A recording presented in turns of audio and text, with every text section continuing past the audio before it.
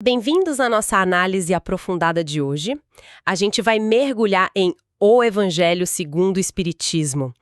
É uma obra que, busca dar uma luz diferente sobre os ensinamentos de Jesus, né? Sob a ótica espírita. E hoje o foco são dois capítulos bem interessantes. O 21, que fala sobre falsos cristos e falsos profetas, e o 22, que aborda aquela frase conhecida: não separeis o que Deus juntou. Temas fortes, né? Sem dúvida. São temas que tocam em pontos bem sensíveis da nossa vida espiritual e relacional. Exato. O que a gente tem aqui é tipo um material que tenta dar um norte, sabe? Critérios para a gente tentar separar o joio do trigo na orientação espiritual. E também traz uma visão bem particular sobre as uniões, o casamento, a separação. Uma perspectiva espiritual sobre esses vínculos, né? Isso. Então, a nossa missão aqui é tentar extrair as ideias-chave desses capítulos. A gente quer entender como identificar guias, mensagens que sejam autênticas, sabe? E qual é a visão espírita sobre o que realmente une as pessoas de forma duradoura. E o que seria a separação nesse contexto? Bom, vamos lá, vamos tentar desembrulhar isso. Vamos sim. Começando então pelo capítulo 21, o ponto de partida já é um alerta forte, né, atribuído a Jesus nos evangelhos. Ele fala do surgimento de falsos cristos, falsos profetas, gente capaz de fazer coisas impressionantes, prodígios, a ponto de enganar até os mais atentos. Isso já deixa a gente de orelha em pé, né? Tipo, precisamos ficar vigilantes. Mas vigilantes com o quê exatamente? Olha, acho que o primeiro passo, e o texto ajuda nisso, é ajustar um pouco a nossa ideia do que é um profeta nesse contexto.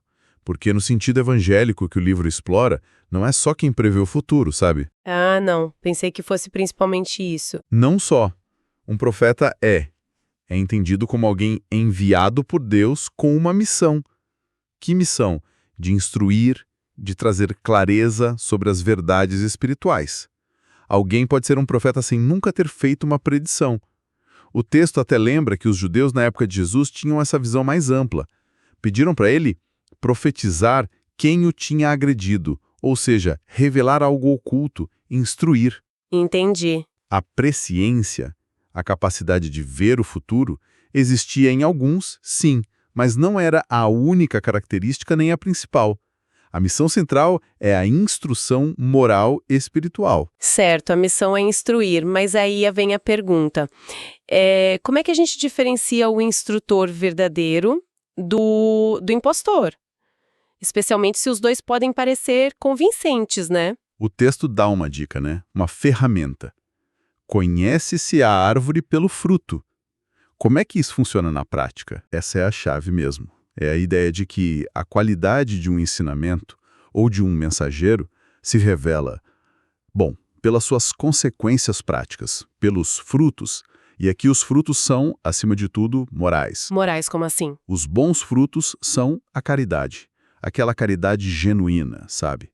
A humildade sincera, o amor ao próximo, a benevolência que não busca interesse próprio, a busca pelo bem de todos, ensinamentos que inspiram e geram isso, esses vêm de uma fonte boa, de uma árvore boa, como diz o texto. Certo. E a árvore má, quais seriam os frutos dela, então? Pra gente ficar atento. Então, os maus frutos identificam os falsos profetas e as doutrinas deles. São eles, o orgulho, sabe? Aquela pessoa que se acha, a ambição pessoal disfarçada de missão divina, a busca por poder, por controle, a hipocrisia, né? Falar uma coisa e fazer outra, o egoísmo, a violência, mesmo que sutil, a falta de compaixão, de caridade de verdade. O texto é bem direto nisso, citando Jesus. Uma árvore boa não pode dar maus frutos, e nem uma árvore má dar bons frutos. Existe uma coerência interna, entende? Entre a fonte e o resultado. Faz todo sentido. Um ensinamento que leva ao orgulho, à divisão, não pode vir de uma fonte realmente divina, né? Seguindo essa lógica. Exatamente. Isso aplicado a líderes, guias humanos, ok. Mas aí o texto vai mais fundo, né? Tem uma parte que me chamou a atenção. Ele faz um alerta bem específico. Não creias em todos os espíritos. Cita até a primeira epístola de João. Por que esse foco nos espíritos? Olha, isso é fascinante. E há uma contribuição bem particular do Espiritismo que o texto traz. É a ideia de que o alerta sobre falsos profetas não vale só para os encarnados, para nós aqui. Ele se estende para uma categoria que o texto considera bem perigosa de enganadores no plano espiritual. Espíritos desencarnados? Como assim? Espíritos enganadores.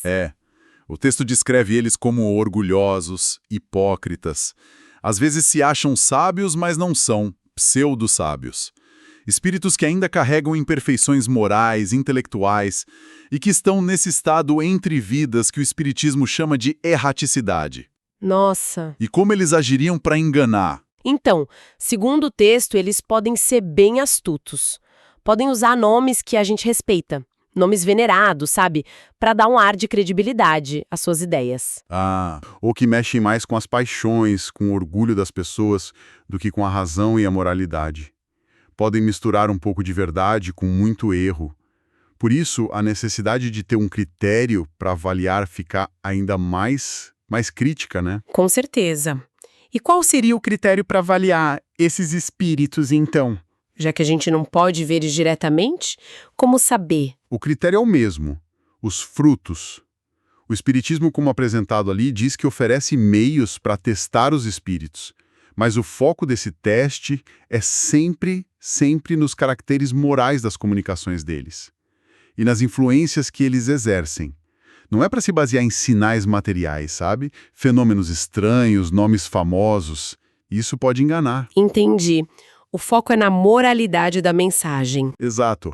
A diferença entre um bom e um mau espírito estaria na qualidade moral da mensagem, na elevação dos pensamentos, se não tem contradição lógica e, principalmente, se está de acordo com os princípios de caridade, humildade e amor que Jesus ensinou. É a mesma lógica da árvore e seus frutos, só que aplicada ao mundo invisível. O texto até lista, né? Os caracteres do verdadeiro profeta. Quais são esses traços que a gente deveria procurar?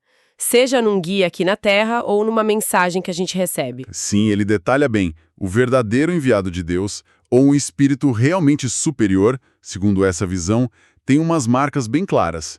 Primeiro, age pensando em Deus, no bem geral.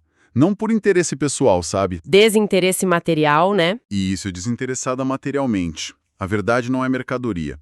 O foco dele é o ensino moral para todo mundo progredir, não só um grupinho. E as características pessoais-chave são humildade genuína, ele não se acha infalível, reconhece que é só um instrumento, né? Caridade ativa, o que ele fala, ele faz. Benevolência com todo mundo, paciência, modéstia e um ponto importante, ele não impõe nada. Aconselha. Se não ouvem, ele se retira, não usa força, coação. E o falso profeta, o oposto disso, imagino. Exatamente o oposto, seja encarnado ou desencarnado. O orgulho quase sempre é o sinal mais óbvio, aquela presunção de ser infalível, a necessidade de ser admirado, a ambição pessoal, querer poder, riqueza, pode usar violência, intimidação para impor as ideias. A hipocrisia é muito comum, fala de virtude, mas não pratica.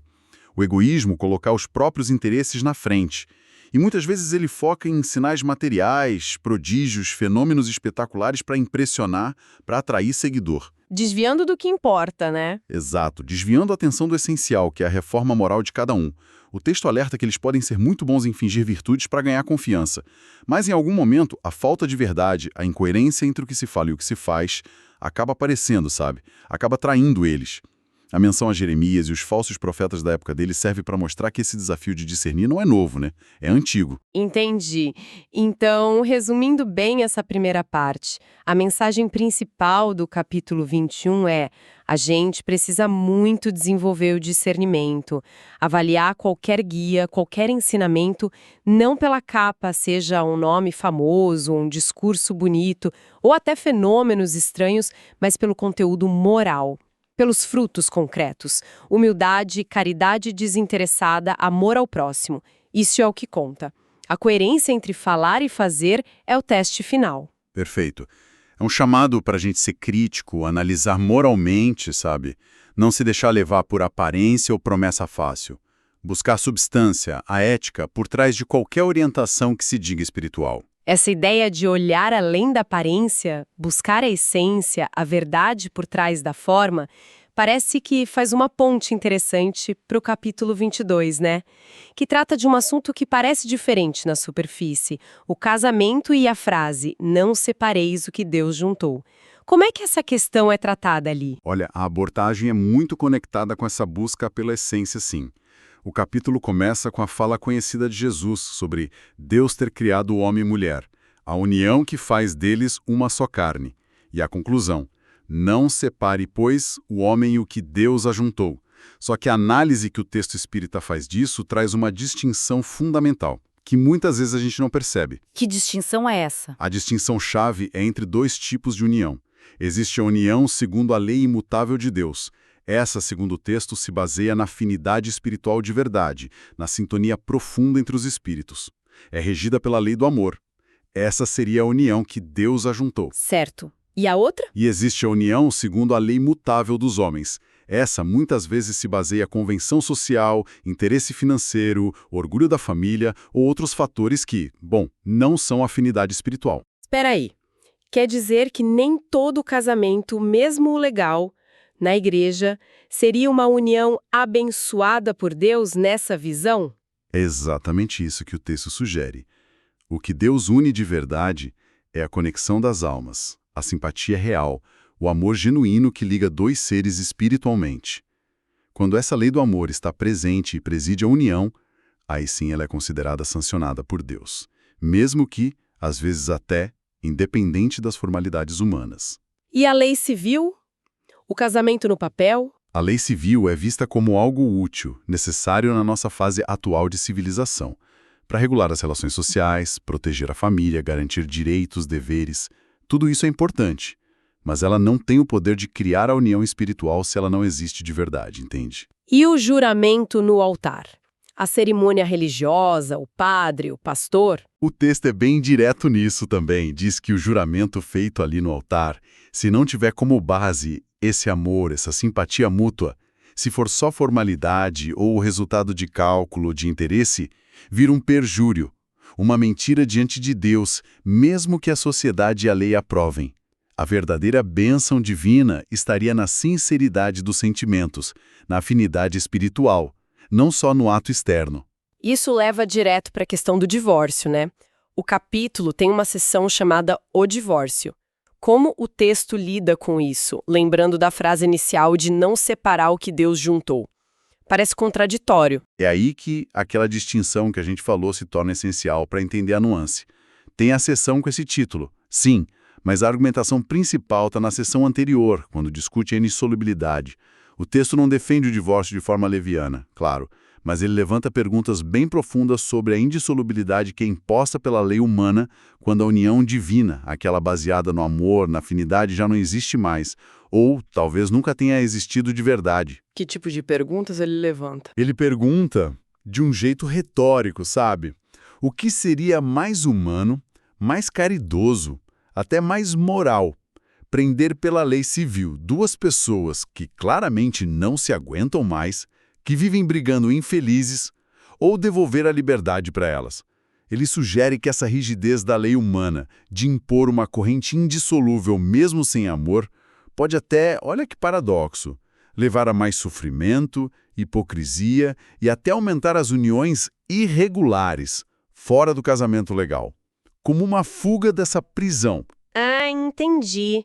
Então a crítica não é a união que Deus juntou de verdade, mas a tentativa da lei dos homens de manter juntas à força pessoas que Deus, na verdade, não uniu espiritualmente, ou que já se separaram espiritualmente. Precisamente.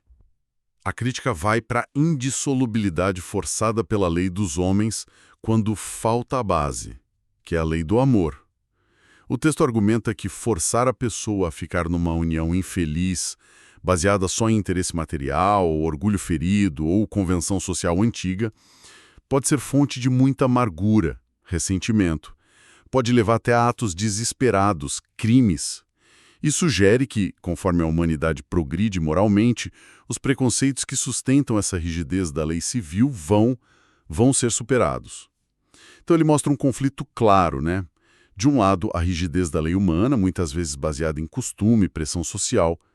Do outro, que o texto vê como a flexibilidade e a compreensão da lei divina, que prioriza o amor, a caridade, a busca pela felicidade real e pelo progresso espiritual das pessoas. Entendi. Não é uma defesa do divórcio por qualquer coisinha, mas uma defesa da liberdade, da autenticidade nos relacionamentos, criticando a manutenção de laços que são só formais, só infelizes, pela força da lei humana, quando a verdadeira união espiritual acabou ou nunca existiu. Exato. A ênfase toda está na qualidade espiritual do vínculo. Se o vínculo espiritual, o amor, a afinidade que Deus juntou, continua ali, a união dura naturalmente. Se esse vínculo nunca existiu de verdade, ou se rompeu sem chance de conserto, manter a forma externa pela lei humana pode ser visto até como contrário à própria lei divina do amor e da caridade, que busca o bem-estar e a evolução das pessoas. Ok. Então, para a gente fechar o ciclo da nossa análise de hoje, no capítulo 21 a gente viu essa ênfase enorme na importância do discernimento espiritual.